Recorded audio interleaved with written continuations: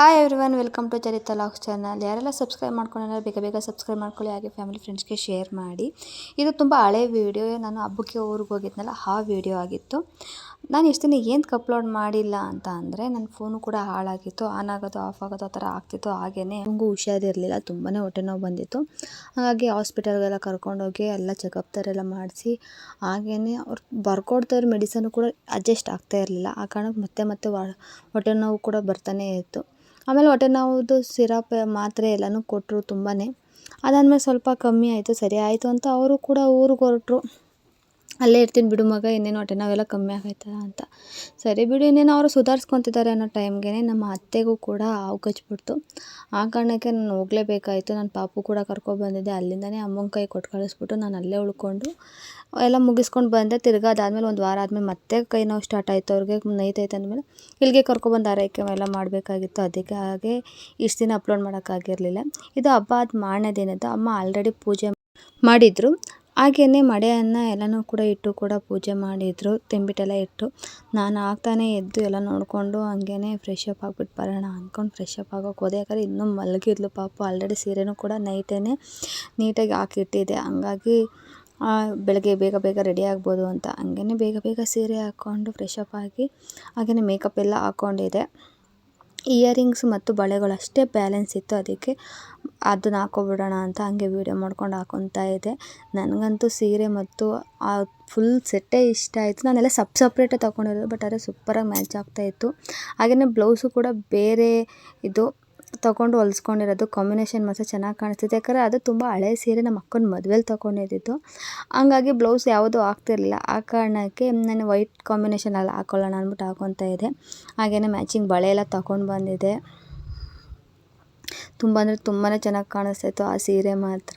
ನನಗಂತೂ ಈ ಥರ ಸೀರೆ ಏನೆಲ್ಲ ಹಾಕೊಂಡಾಗ ಈ ಥರ ದೊಡ್ಡ ದೊಡ್ಡ ಜುಮ್ಕ ಎಲ್ಲ ಹಾಕೊಳ್ಳೋಕ್ಕೆ, ದೊಡ್ಡ ದೊಡ್ಡ ಸರ ಎಲ್ಲ ಹಾಕೊಳ್ಳೋಕೆ ತುಂಬಾ ಇಷ್ಟ.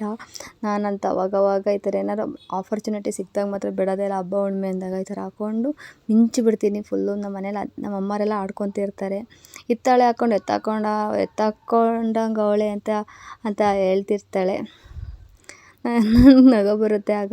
ಯಾಕಂದರೆ ನಾನು ಆ ಥರ ರೆಡಿ ಆಗೋದಂದ್ರೆ ತುಂಬಾ ಇಷ್ಟ. ಬಟ್ ಅಪರೂಪಕ್ಕೆ ರೆಡಿ ಆಗೋಕ್ಕಾಗೋದು. ಈಗ ನನ್ನ ಮಗಳು ಹುಟ್ಮೇಲಂತೂ ಅಪರೂಪ ಆಗ್ಬಿಟ್ಟಿದೆ ರೆಡಿ ಆಗೋದು. ಯಾಕಂದರೆ ಸೀರೆ ಹಾಕೊಂಡ್ರೆ ಎಲ್ಲಿ ಅಳ್ತಾಳೋ ಅದೆಲ್ಲ ಸುಮ್ಮನೆ ಬಿಚ್ಚೋಗ್ತಿರುತ್ತೆ ಅನ್ನೋ ಕಾರಣಕ್ಕೆ ನಾನು ಈಗ ಸರಿಯಾಗಿ ಸೀರೆನೇ ಹಾಕ್ಕೊಂತಿಲ್ಲ. ಹಂಗೆ ಅಮ್ಮ ಅತ್ತೆ ಎಲ್ಲ ಮಾತಾಡ್ತಾರೆ, ಇನ್ನೂ ರೆಡಿ ಆಗಿಲ್ವವ ನಿಂದು ಅಂತ. ಇಲ್ಲ ಇನ್ನೇನೋ ಆಯಿತು ಅಂತಂದೆ. ಯಾಕಂದರೆ ಬಂದುಬಿಡ್ತಾರೆ, ಇನ್ನೇನೋ ಹೊರಡಬೇಕು ಮೆರವಣಿಗೆಗೆ ಅನ್ನೋ ಕಾರಣಕ್ಕೆ. ಆಯ್ತಾಯಿತು ಅಂದ್ಕೊಂಡು ಹಂಗೆ ಮಾತಾಡ್ಕೊಂಡು ರೆಡಿ ಆಗ್ತಾಯಿದ್ದೆ. ಇನ್ನೇ ನನ್ನ ಮಗಳೂ ಕೂಡ ರೆಡಿ ಮಾಡಬೇಕಿತ್ತು. ಅವಳದೇನಿಲ್ಲ ಜಾಸ್ತಿ ಮೇಕಪ್ ಏನಿಲ್ಲ, ಬೇಗ ಬೇಗ ಮಾಡಿಬಿಡ್ಬೋದು. ಯಾಕಂದರೆ ನಾನು ಮಾಡ್ಕೊಳ್ಳೋ ಟೈಮಲ್ಲಿ ಏನಾರು ಅವಳು ಎದ್ದಿದ್ರೆ ಅಂತೂ ನನಗೇನು ಮಾಡಿಸ್ಕೊಡಲ್ಲ. ಹಾಗೆ ನಾನು ಏನು ಹಾಕ್ಕೊತೀನಿ ಎಲ್ಲನೂ ಕೂಡ ಹಾಕ್ಕೋಬೇಕು ಅಂತ ಹೇಳ್ತಿರ್ತಾಳೆ. ಆ ಕಾರಣಕ್ಕೆ ಅವಳು ಲೇಟಾಗಿ ಎದ್ದೊಳ್ಳಿ ಅಂದ್ಬಿಟ್ಟು ನಾನು ಈ ಥರ ಫಸ್ಟ್ ರೆಡಿ ಆದೆ. ಚೆನ್ನಾಗಿ ಕಾಣಿಸ್ತಿದ್ದೆ. ನನಗಂತೂ ತುಂಬಾ ಇಷ್ಟ ಆಯಿತು. ಇನ್ನು ಅವಳಂತೂ ಮಲಗಿದ್ಲು. ಈಗ ಅವಳನ್ನು ಎದ್ದೊಳಿಸಿ ರೆಡಿ ಮಾಡೋಣ ಅಂದ್ಬಿಟ್ಟು ಎದ್ದೊಳಿಸಿ ರೆಡಿ ಮಾಡಿದೆ. ಹಂಗೇ ನಾನು ಕೂಡ ಈ ಥರ ರೆಡಿಯಾಗಿ ಆರತಿ ತಟ್ಟೆ ಹಿಡ್ಕೊಂಡು ಹೊರಟೆ. ಯಾಕಂದರೆ ಆಲ್ರೆಡಿ ಮೆರವಣಿಗೆಗೆ ಬರ್ತಿತ್ತು ಅನ್ನೋ ಕಾರಣಕ್ಕೆ. ಹಂಗೇ ಕರ್ಕೊಂಡು ಮೆರವಣಿಗೆಗೆಲ್ಲ ಹೋಗಿ ಎಲ್ಲ ಆದಮೇಲೆ ಅಲ್ಲಿ ನಾವು ಇಟ್ಟಾದಮೇಲೆ ಎಲ್ಲ ಫುಲ್ ರೌಂಡ್ ಈ ಥರ ಬರ್ತಾರೆ. ಒಂದೊಂದು ಸುತ್ತಿಗೂ ಕೂಡ ಬಂದು ಆಮೇಲೆ ಕೊಂಡ ಆಯೋದು. ಯಾಕಂದರೆ ಅಮ್ಮ ಆರತಿ ತಟ್ಟೆ ಎಲ್ಲನೂ ಪೂರ್ತಿ ನೋಡಬೇಕು ಅನ್ನೋ ಕಾರಣಕ್ಕೆ ಆ ಥರ ಮಾಡಿಸ್ತಾರೆ. ಮೆರವಣಿಗೆ ಮತ್ತು ತುಂಬಾ ಚೆನ್ನಾಗಾಗಿತ್ತು. ಹಾಗೆಯೇ ಕೊಂಡನೂ ಅಷ್ಟೇ ತುಂಬಾ ಚೆನ್ನಾಗಾದ್ರು. ಯಾವುದೇ ಥರ ಅಡೆತಡೆಗಳು ಇಲ್ಲದೇ, ಯಾವುದೇ ಥರ ಅಪಶಕುನ ಆಗದೇ ಕೂಡ ಚೆನ್ನಾಗಾಯಿತು. ಕೊಂಡ ಮಾತ್ರ ಸೂಪರಾಗಾಯಿತು. ಹಂಗೆ ನನ್ನ ಮಗಳು ಕೂಡ ಈ ಥರ ಡ್ರೆಸ್ ಹಾಕ್ಕೊಂಡು ಅವಳಂತೂ ಈ ಥರ ರೆಡಿಯಾಗಿದ್ಲು. ಹಾಗೆ ಅಮ್ಮನೂ ಹೋಗಿದ್ದೆ, ಅಲ್ಲಿ ಪೂಜೆ ಮಾಡ್ಕೊಬಂದ್ಬಿಡೋಗವ ಅಂತ ಅಂದರು. ಆರತಿ ತಟ್ಟೆ ಇಸ್ಕೊಂಡು ನಾನು ನಮ್ಮ ಅಂಚಿದೇವಮ್ಮಗೆ ಪೂಜೆ ಮಾಡ್ಕೊಂಡು ಹೋಗೋಣ ಅಂದ್ಕೊಂಡು ಬಂದ್ವಿ. ಇಲ್ಲಿ ಲಕ್ಷ್ಮೀ ದೇವಿಗೂ ಅಂಚಿದೇವಮ್ಮಗೂ ಫಸ್ಟ್ ಅಂಚಿದೇವಮ್ಮಗೆ ಮಾಡ್ಕೊಂಡು ಹೋಗೋಣ ಅಂದ್ಬಿಟ್ಟು ಗೇಟ್ ಹಾಕಿರ್ತಾರೆ. ಒಳಗಡೆ ಅದೆಲ್ಲ ಪೂರ್ತಿ ಕಾಣಿಸ್ತಾ ಇರುತ್ತೆ.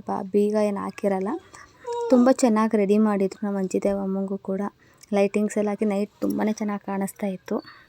ಹಾಗೆ ಈಗ ಲಕ್ಷ್ಮೀ ದೇವಿಗೂ ಪೂಜೆ ಮಾಡ್ಕೊಂಡು ಹೋಗೋಣ ಅಂತ ಅಲ್ಲಿಗೂ ಕೂಡ ಬಂದು ಇದು ಮಾಡ್ತಾಯಿದ್ದೆ. ನನ್ನ ಮಗಳಂತೂ ಆಗ್ತಾನೆ ಇದ್ದು ರೆಡಿ ಮಾಡ್ಕೊಂಡು ಬಂದಿದ್ದಕ್ಕೂ ಅವಳು ಸಪ್ಪೆಗೆ ಇಲ್ಲೂ ಯಾರ ಜೊತೆ ಮಾತಾಡಿದೆ. ಅಮ್ಮನೇ ಎತ್ಕೊಂಡಿರೋ ಪಾಪ. ಆಮೇಲೆ ನಾನು ಎತ್ಕೊಬಂದಲ್ಲ, ಅದಕ್ಕೆ ನೋಡ್ಕೊಂಡು ಮಿಣಿ ಅಂತ ನೋಡ್ತಾಯಿತ್ತು ಪಾಪ. ಅವಳಿಗಿನ್ನೂ ನಿದ್ದೆ ಕಣ್ಣು ಕಳೆದೇ ಇರಲಿಲ್ಲ. ನಿದ್ದೆ ಕಣ್ಣು ಕಳೆದಿದ್ರಂತೂ ತುಂಬ ಆ್ಯಕ್ಟಿವ್ ಆಗಿರ್ತಾಳೆ. ಮುತ್ತು ಕೊಡು ಅಂದರೆ ಮುತ್ತು ಕೊಡಲ್ಲ ಗಿಡಲ್ಲ ಅಂದ್ಕೊಂಡು ನೋಡ್ಕೊಂಡು ಪಿಣಿ ಪಿಣಿ ಅಂದ್ಕೊಂಡಿದ್ಲು. ಆಮೇಲೆ ಮನೆಗೆ ಬಂದಮೇಲೆ ತುಂಬ ಆ್ಯಕ್ಟಿವ್ ಆಗಿಬಿಟ್ಟಿದ್ಲು.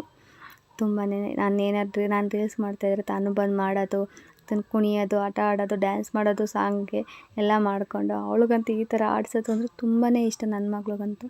ಈಗ ಏನಾದ್ರು ಮಾಡಿಸ್ಬಿಟ್ಟು ಇಳಿಸಿದ್ರೆ ತಿರ್ಗಿ ಮತ್ತೆ ಮಾಡಿಸು ಅಂತ ಹಠ ಮಾಡ್ತಿರ್ತಾಳೆ. ಅಷ್ಟು ಇಷ್ಟ ಅವಳಿಗಂತೂ ಈ ಥರ ಮಾಡಿಸೋದು ಅಂತ ಅಂದರೆ.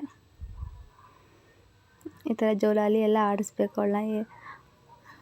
ಯಾವಾಗಲೂ ಖುಷಿಯಾಗಿರುತ್ತೆ. ನಮ್ಮಮ್ಮ ಹಂಗಾರು ಕರಿತಾಯಿದ್ರು, ಬಾವ ಇನ್ನು ಬಟ್ಟೆ ಚೇಂಜ್ ಮಾಡಿ ಫಸ್ಟ್ ಮನೆ ಕ್ಲೀನ್ ಮಾಡೋಣ ಅಂತ.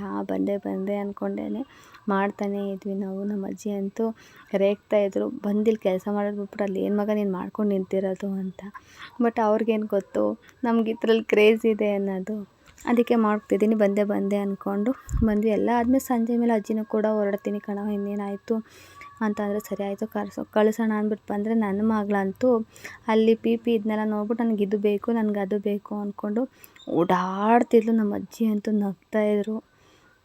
ಎಷ್ಟು ಹೇಳೋರು ಕೇಳ್ತಿರಲಿಲ್ಲ. ಅಲ್ಲೋಡೋಗಿ ಓದ್ಕೊಳ್ಳೋದು, ಇಲ್ಲೋಡೋಗಿ ಓದ್ಕೊಳ್ಳೋದು, ಆ ಥರ ಎಲ್ಲ ಮಾಡ್ತಾನೇ ಇದ್ಲು. ಬೇಕಾ ನಿನಗೆ ಏಟು ಅಂದ್ರೂ ನಮ್ಮ ಅಜ್ಜಿಗೆ ರೇಗಿಸ್ಕೊಂಡು ಓಡಾಡ್ತಿದ್ಲು. ಬಸ್ಗೋಸ್ಕರ ನಾವು ವೆಯ್ಟ್ ಮಾಡ್ತಾಯಿದ್ರೆ ಅದರಿಂದಾಗಿ ನಾವು ಯಾಕಾದ್ರೂ ಬೇಗ ಬಂದ್ವು ಅಂತ ಅನಿಸ್ಬೇಕು, ಆ ಥರ ಮಾಡ್ತಾರೆ. ಬಟ್ ನಮ್ಮ ಅಜ್ಜಿಗಂತೂ ಇವಳು ಅಂದರೆ ತುಂಬಾ ಇಷ್ಟ.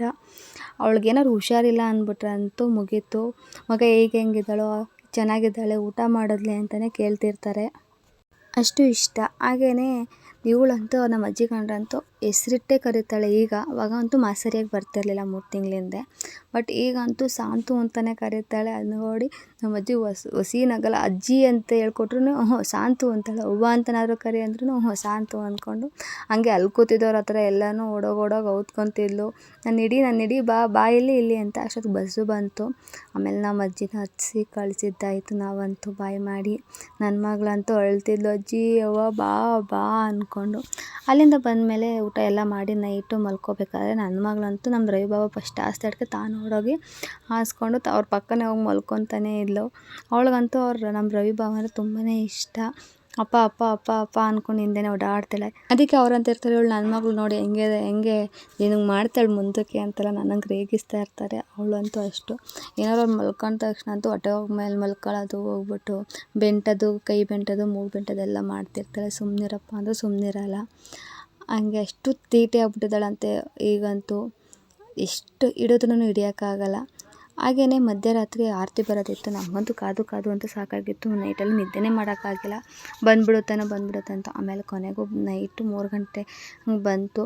ಆಮೇಲೆ ಆಗ ಅಮ್ಮ ಎದ್ದೇಳಿಸಿದ್ರು. ಬಂತು ನೋಡಪ್ಪ, ಈಗ ಆರತಿ ಕೊಡಬೇಕು ಬಾ ಅಂತ. ಸರಿ ಆಯಿತು ಅಮ್ಮ ಅಂತ ಆಗ ಮುಖ ತೊಳ್ಕೊಂಡು ಆರತಿ ತೊಗೊಂಡು ಆಚೆಗೆ ಬಂದ್ವಿ. ಅಷ್ಟರಲ್ಲಿ ಬಂದಿತ್ತು. ಆಮೇಲೆ ಆರತಿ ಎಲ್ಲನೂ ಮಾಡಿಕೊಂಡು ನಮ್ಮಪ್ಪನೂ ಕೂಡ ಆರತಿ ಮಾಡಬೇಕಿತ್ತು. ಅವರು ಕೂಡ ಬಂದರು ಅಷ್ಟರಲ್ಲಿ. ಹಾಗೇನೆ ಅವರು ಕೂಡ ಆರತಿ ಮಾಡಿ ನಾವು ಕುಣಿತ ಮಾಡ್ತಾರೇನೋ ಅಂತ ನೋಡೋದಕ್ಕೆ ಅಂತ ನಿಂತ್ಕೊಂಡ್ವಿ. ಕುಣಿತ ಏನೂ ಮಾಡಲಿಲ್ಲ. ಆಗಲೇ ಲೇಟ್ ಆಗಿದೆಯಲ್ಲ ಅಂತ ಕೂಡ ಮುಂದಕ್ಕೆ ಹೊರಡ್ತು.